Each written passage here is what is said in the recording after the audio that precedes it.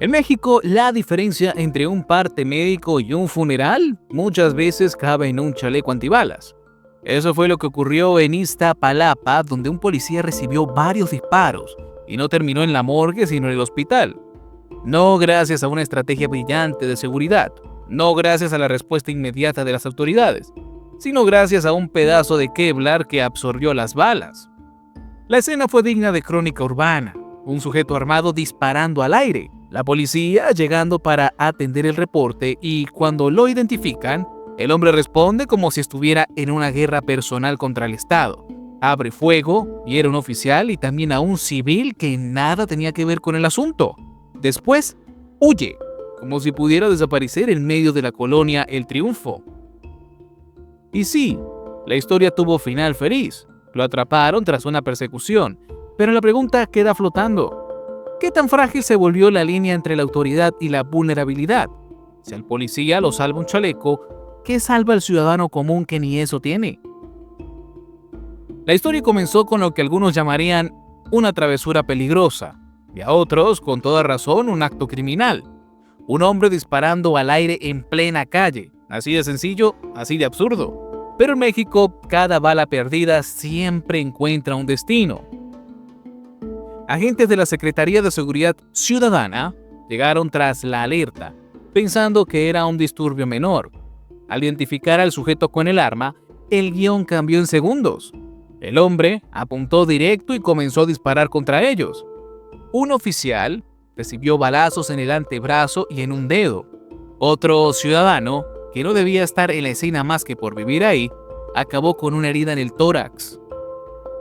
Un solo hombre con una pistola logró lo que debería avergonzar al sistema entero: herir a 2 personas y poner en jaque un operativo de seguridad.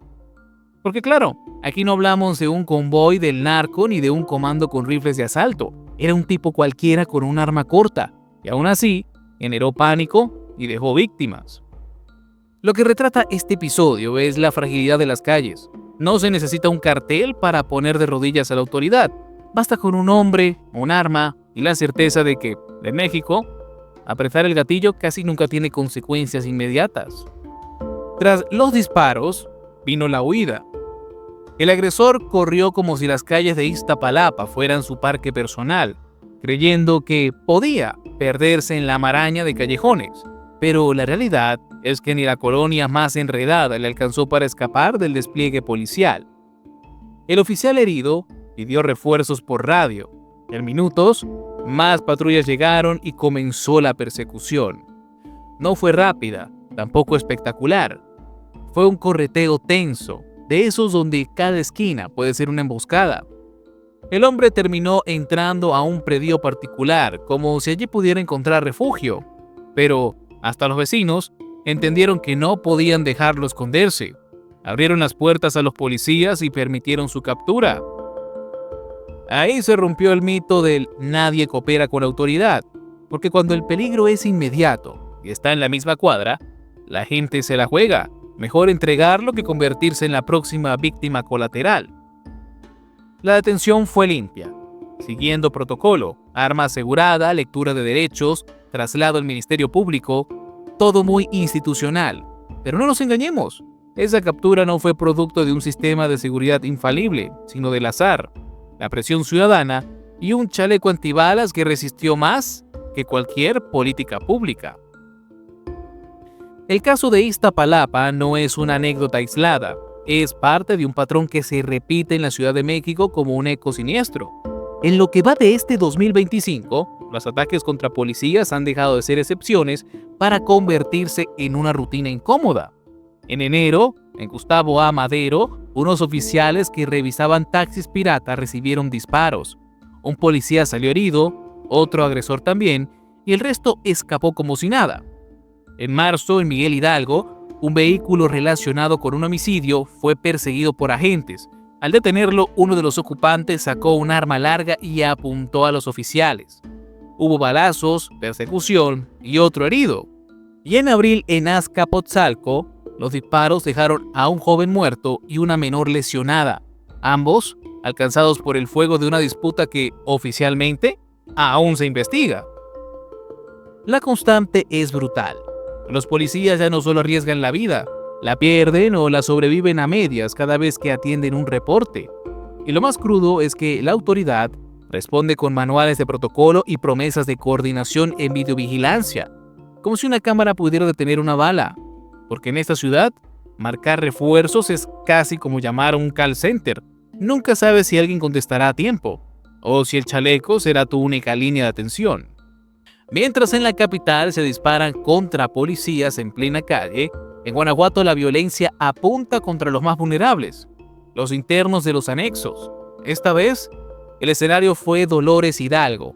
Un grupo armado irrumpió en el centro Alfa Fortaleza AC y asesinó a 3 personas. Llegaron de madrugada, en varios vehículos y con la misma impunidad con la que otros llegan a la misa. Un ataque armado en un centro de rehabilitación de Dolores Hidalgo dejó al menos 3 muertos.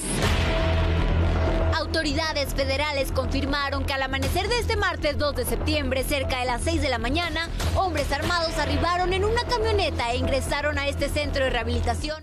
La postal es brutal. Estos hombres armados entraron a un centro de rehabilitación, dispararon a discreción y huyeron sin que nadie los detuviera. Familiares llegaron minutos después, buscando a sus hijos, esposos o hermanos, y se encontraron con cuerpos sin vida. Una vez más, las madres lloraron afuera de un anexo convertido en cementerio. Esto tampoco es episodio aislado. En 2020, en Irapuato, un ataque similar dejó a 27 muertos. En 2025, un incendio en otro centro en San José Iturbide mató a 2 internos, atrapados tras puertas cerradas con llave. Los anexos en Guanajuato dejaron de ser espacios para dejar las adicciones y se volvieron trampas mortales. La ironía es cruel. Lugares pensados para rescatar vidas terminan siendo blancos de la barbarie.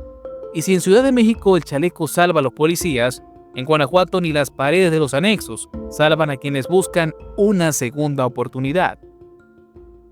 Mientras en Guanajuato los anexos se convierten en trampas y en la Ciudad de México los chalecos antibalas hacen milagros, en Jalisco la política vuelve a mostrar su rostro más oscuro, la colusión con el crimen organizado.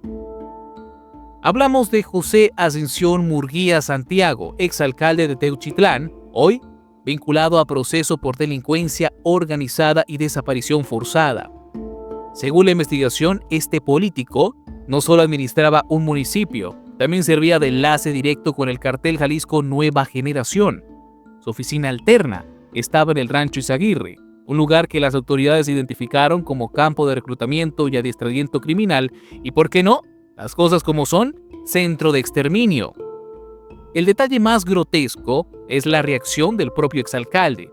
Se dijo sorprendido, como si no hubiera notado que en su municipio funcionaba un centro de entrenamiento de un cartel, también usado como campo de exterminio.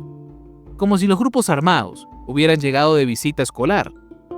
Pero la sorpresa se derrumba frente a los datos. Miles de pesos mensuales que, según pruebas, recibía de la organización.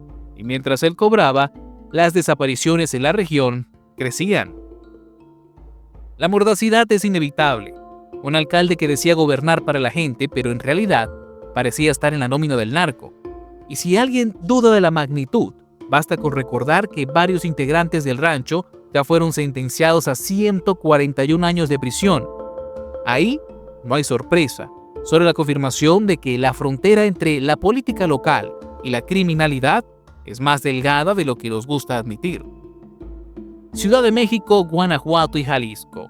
3 estados, 3 historias distintas, una misma conclusión. En México la vida vale menos que un chaleco antibalas. En la capital, un policía sobrevive porque su equipo resistió las balas, no porque existiera una estrategia de seguridad que lo protegiera. En Guanajuato los anexos se convirtieron en blancos de grupos armados, y peor aún, en trampas letales donde un candado significó la diferencia entre vivir o morir. Y en Jalisco, un exalcalde resulta más útil para el cartel de Jalisco que para sus propios votantes, confirmando que la política local y el crimen organizado se parecen demasiado. El hilo que une estas escenas es la vulnerabilidad. Policías que ya no intimidan, ciudadanos que ya no confían y políticos que ya no gobiernan. todos atrapados en un país donde las instituciones hacen promesas mientras las balas dictan la realidad. Lo mordaz es innegable. Aquí un chaleco salva más vidas que una secretaría entera. Y si un policía lo protege el Kevlar, ¿a usted quién lo protege? Suscríbanse, porque esta historia no termina aquí. Y mientras el poder se esconde tras comunicados, aquí vamos a seguir diciendo lo que otros callan. Recuerden que somos Nación y Frontera y estamos aquí para traerles la verdad.